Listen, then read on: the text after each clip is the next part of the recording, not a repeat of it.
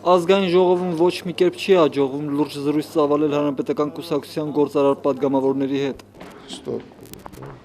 Դուք եք կարծում օլիգարխներ չկան։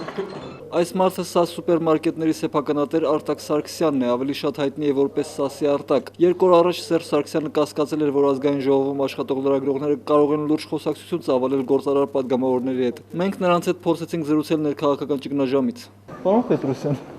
ձեր հետ խոսում եմ։ Նախ սկզբից ուզենաս, որ ես խոսում եմ, հետո։ Հա, բայց դուք պատգամավոր եք, ախր։ Հա, ճիշտ է։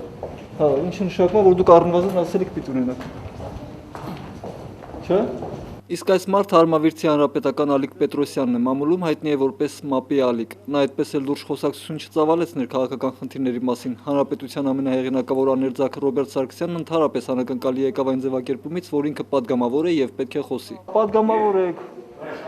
խոսք ունեք, բան ունենք հարցնելու։ Մարդը սովորաբար չի խոսում, վերջապես գոնե Արմավիրցի հանրապետական նահապետ Գևորգյանն այսօր վերջապես խոսեց, հանգիստ համաձայնվեց, որ ինքը գործարար է, ունի սեփականություն, ավելին իմանալ չհաջողվեց։ Արեք Արմավիրում գիմանաք։ Ներքաղաքական ճգնաժամի մասին հարցի ժամանակ պարոն Գևորգյանը հիշեց, որ խոսում է լրագրողների հետ, որոնց ձեռքին խոսափող կա եւ ձայնագրիչ։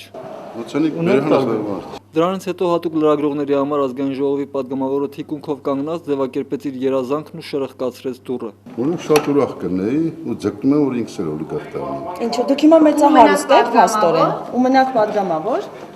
Շուտով ձգտում եմ դրան։ Ինչին եք շուտով ձգտում, մեծահարուստ լինելուն։